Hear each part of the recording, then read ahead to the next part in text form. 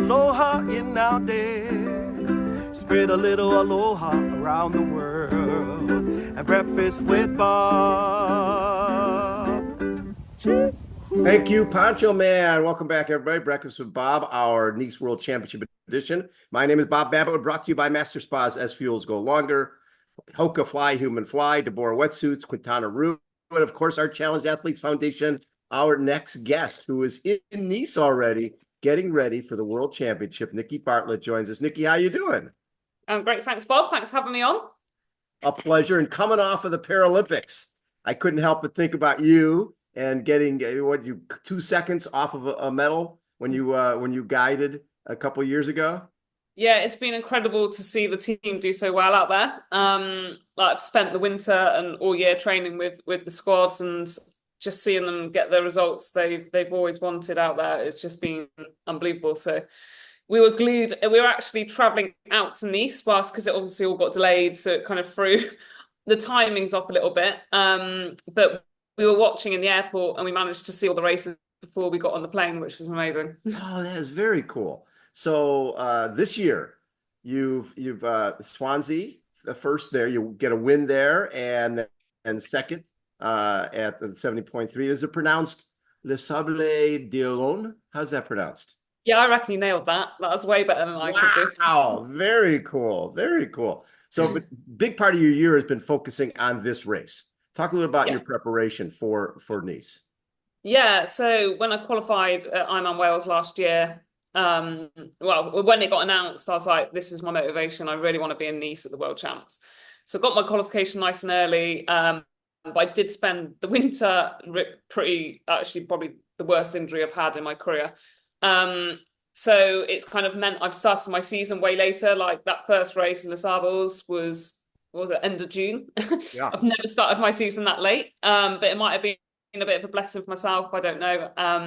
But yeah, I've got myself as fit swim, bike, run as I've ever been. So I'm kind of going into the race going, I've done everything I can. What will be, will be. Right. I've really enjoyed the preparation towards it as well. So yeah, I'm in a good headspace and a good physical shape, and just wherever I come, that's where I deserve. Well, what's cool is when I look at your background with races like you've won in Wales, you like tough courses. I love the courses. And I'm assuming that because a lot of people are intimidated by the downhills, especially at Nice. I bet you those don't seem to bother you much. No, not too much. I mean, I've been practicing on it this week last week, because we've been out here a week already. And I took myself off. There's somewhere in the UK called the Peak District, and it's beautiful there, and it's the same kind of vibe in terms of pretty technical riding there. Yeah. So I've taken my TT bike out there and I've done some good long rides there to try and just get used to those descending, and just kind of trying to get more confident on the TT bike descending as well. So yeah, I've done the descent, I think 4 or 5 times now. Yes. So I've done, I prepared to my best, and hopefully on race day I've got enough courage to kind of send it down and not wimp out a bit. But it is a super tough course, I'm not going to lie. Like, it's the kind of course where I'm like as equally excited as I am terrified. Right, exactly. But yeah, it's exciting. Like, the top girls will always be the top girls, no matter the race conditions, the environment, the course. But it will throw a different dynamic in for the whole field, I think. And it'll be really exciting to see how it plays out. So I am excited for it, as well as extremely nervous. When did you realize that you could be one of the top girls? Because you had 2 wins last year. You've only raced twice this year in both podiums. So now you are one of the best. Yeah, I think the full distance, it does terrify me still. Like I've come to 2 top 10s now at 70.3 World Champs. And I'd love to replicate that over the full distance. I'm definitely way fitter going into this race than I have done in any other full distance race I've done. I just need to get confidence in myself with the distance. And I believe I've worked on that quite well over the last couple of months in terms of the training and kind of what I feel I've needed to do to kind of get confident. So I'm excited to see where it leads to. I'm a bit unsure about the marathon of where that will lead me to. Like, since coming back from my plantar fasciitis and tearing my plantar, I've had to do completely different run training than I've done before. I've got a history of really consistent running. Like the last 3 years, I don't really think I've had much of an injury, so I've got really good consistent run volume. And I've got years of plyometric load and general load. But this year I've not run much for me. Sorry, like it's obviously all relative, but I've actually really, it makes you savor each run even more. Like every run I get to do, I'm like, I get to run. Like, you know, I've always thought that way, but now more than ever I have. So, you know, like a big run week now would be, you know, 4 hours, 3-4 hours of running a week. Yeah. And I've actually really enjoyed like just mixing it up and just a bit of change, a bit of something different. And yeah, it's really weird actually, because I feel more confident in my run now than I have done in probably previous years. However, I'm not for the 70.3, yes, but for the full, I just am very nervous for it. So yeah, I've just got to work on a bit of my headspace over the next couple of days to be like, I can do this. And yeah, I'm just gonna have to break that race down into so many chunks because there's so many parts. The course is beautiful and there's so many parts of the course as well that you can just really chunk it up. But I don't want to be riding, just keep thinking about the marathon to come. So I need to be like, just focus on the ride section and not like be too terrified of the marathon to come. But you know, the stretch where you run, I've just been running up and down that all week, and it's there's a definite cool vibe down there. Like it's a really cool atmosphere down there. Like whether you go, Bex, I'm not a morning person. Beck's been really out early in the mornings down there. I've done multiple evening runs and I've been out in the heat of the day today. And just the vibe, it's so cool down there. And I hope it just gives me energy on race day. So which part of the course is concerned? It is one of those courses. Like in Kona, that course is pretty easy to break down. This one is so different because you're dealing with the ups, you're dealing with the downs, and you're pretty much, I mean, yes, there'll be some people out on the bike course, but nothing like we can see in the run, right? You get multiple loops. You've got people who just happen to be on the promenade who don't really know anything about triathlon, but they're there because there's a happening on the promenade. They just happen to be at the promenade, which I think is good for you. You're somebody who when the crowd's going nuts, that helps you a lot. Yeah, like I try to like interact with the crowd as much as possible when I run. It just gives me energy. Other people are like, golly, what's she doing? Just throwing her arms everywhere all the time. But it gives me energy to like interact. The bike course, like, I have no idea what to expect, whether there'll be packs riding together or whether it would be, I'm like putting my head in a space where I might be on my own, like all day and not see people. And if I see people, it's a bonus. So yeah, it could be really lonely out there, and I actually have no idea. However, there is something I'm trying to work on at the moment. I'm trying to work out. So I've been doing these long bikes, which I love. I love them. I just call them my all-day buffet rides. And all-day buffet ride, I like it. And I'm trying to figure out some really nice bits of food that I can somehow put on my bike somewhere or in my back pocket, because I've got a pocket, that I can have at the top of the main climb, because that main climb is some climb. Just to be like, I'm having that at the top, something to look forward to, and then something just before we start the descent back down, just to like perk me up and like switch me back on, so I ride the downhill with intent and not just like float around being like, oh, the views, which I have been doing. So like every ride, I'm like, I must practice the descent properly. And I'm like, oh, look how beautiful it is. I'm just going to stop and take a video. And I'm like, oh no, I forgot to ride down with intent. So I'm thinking of stuff I could put in my back pocket at the moment. Yeah, it's a hard toss up between I think it's going to be chocolate, but most people are like, Nikki, that's going to be so melted. But a shot of melted chocolate, fine. That'll perk me up. That'll be okay. Yeah, it'll be fine. Yeah. It's funny because a bike ride is one of those out of sight, out of mind, where you won't, you're not gonna really know where you are until somebody comes up with a board that says where you're at. But the run, you see people the whole time. You'll know exactly where you're at, which can be a positive and it can be a negative if you're not having a good run. Yeah, exactly. I hope, well, fingers crossed I'm having a good one. We've got Bex's parents are coming out and her brother. And then my parents have just got their passports, which is quite a big deal, and it means a lot to me. So they've just got their passports, and they're coming out with my brother as well. Wow. And there's loads of age groupers I've shared the journey with. Obviously the rest of the pro field. It's such a stacked field; it's incredible. But it's really just an exciting part of our life. Like, we've wanted to treasure these last and next few weeks because we also get married. So we get back home on like Tuesday, and then we get married 3 days later. How fun is that? Yeah, so we're just trying to treasure each day.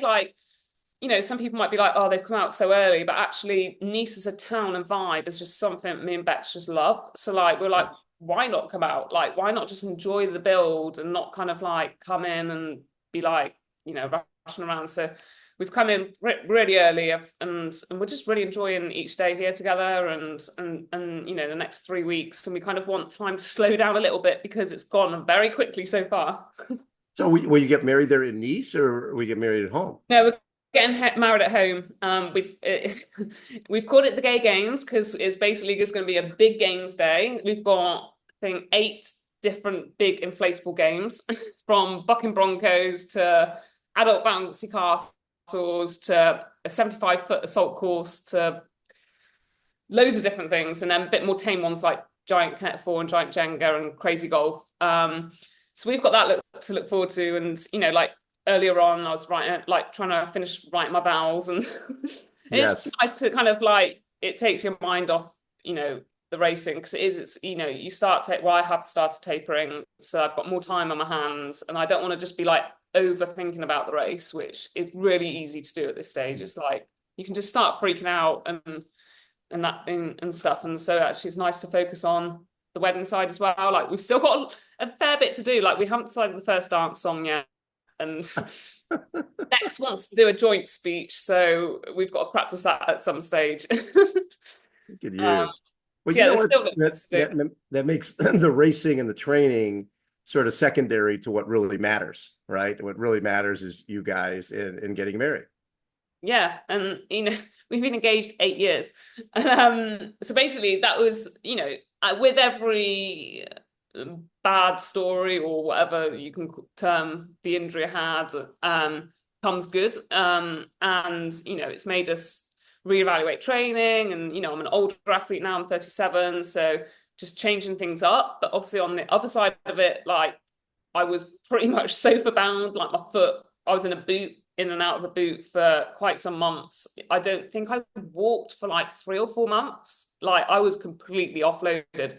And Beck's like, right, you're a nightmare. Because I just had all this contained energy. And of course, I'm quite an energetic person anyway. And Beck's like, what can I do with you to shut you up? right. And we're just well, we've been engaged 8 years. I know I've qualified for the Worlds. I know the week after a World Champs, we don't do much. So I was like, well, let's pull it there, the wedding there, and then I'll start arranging it. And that's what I did. And yeah, that was how I consumed my time over the winter months, plan the wedding.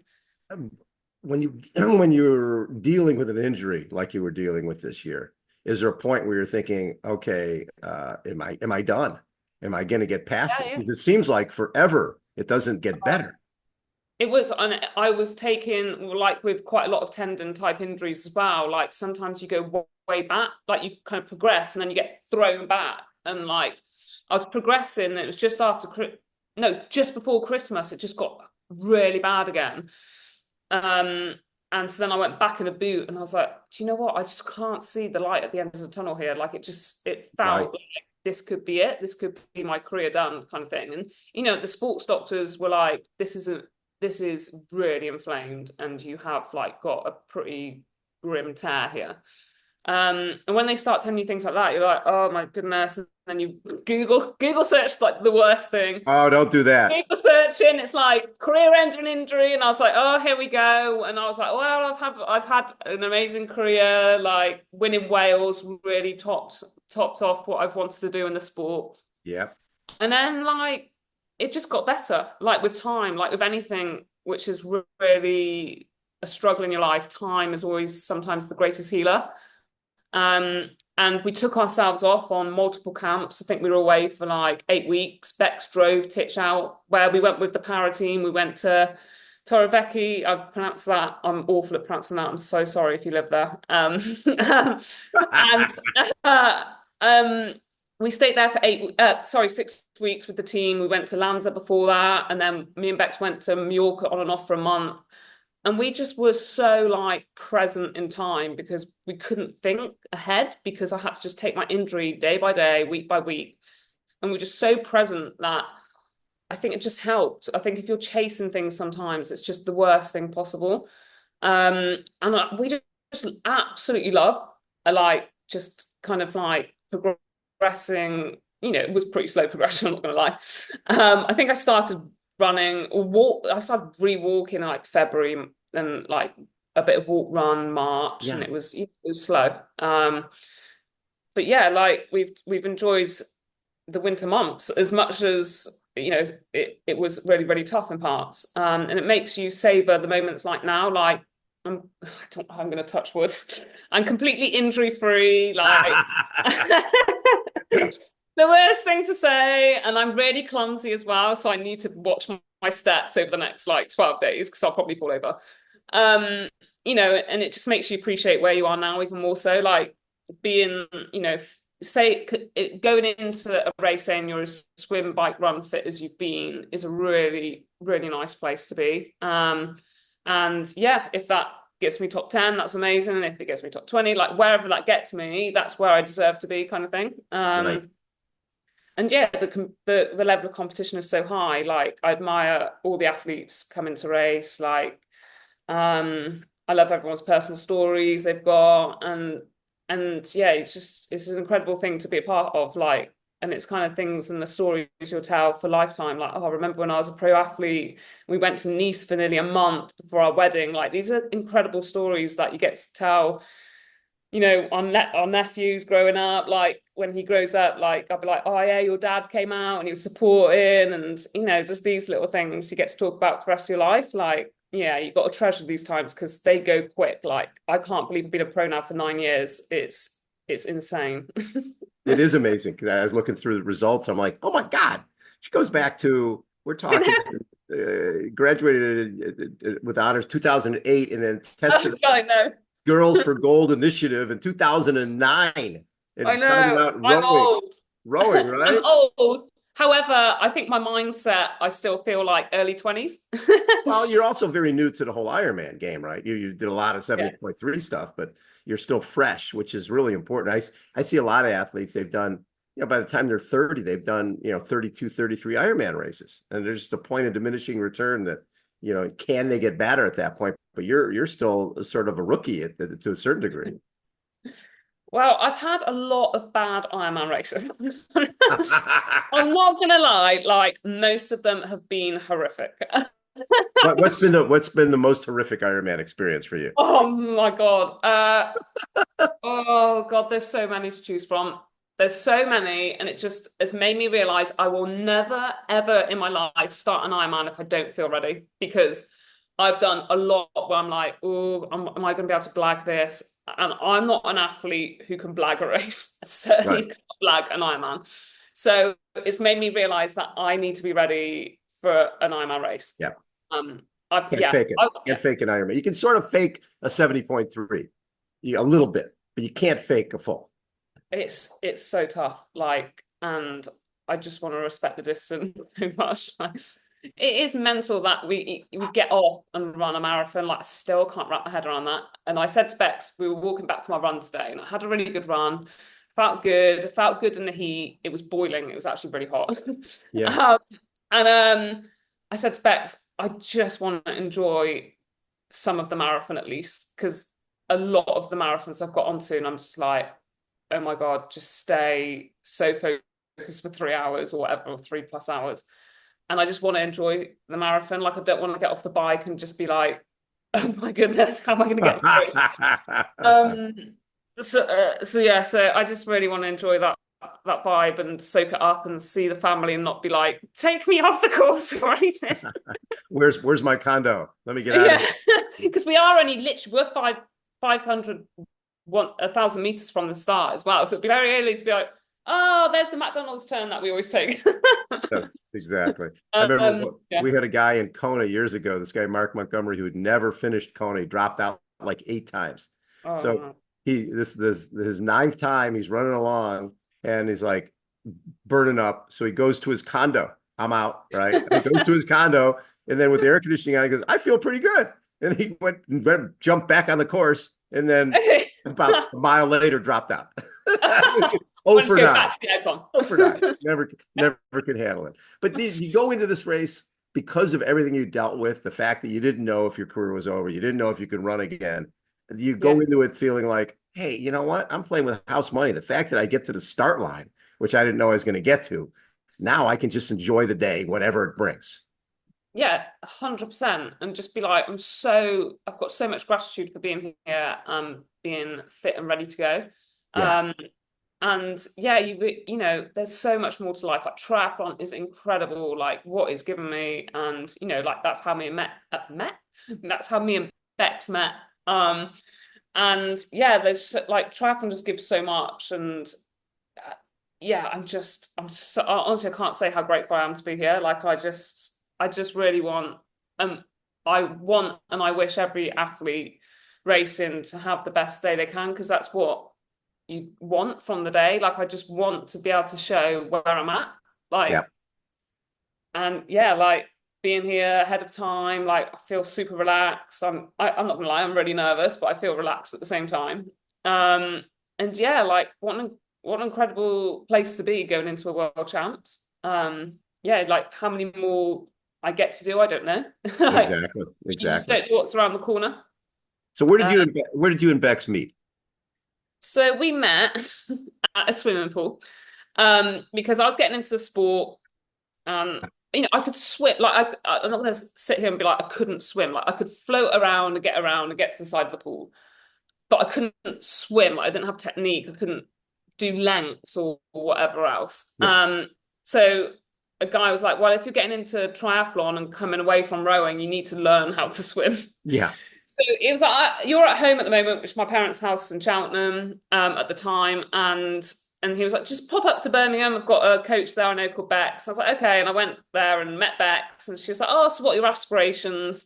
Bearing in mind, you know, I'm a complete novice, and I was like, yeah, so I'm coming from rowing, you know, I was on the world class start system in rowing, and I was like, I want to be a pro. I would be a pro triathlete. I can't swim. Yeah. Yeah.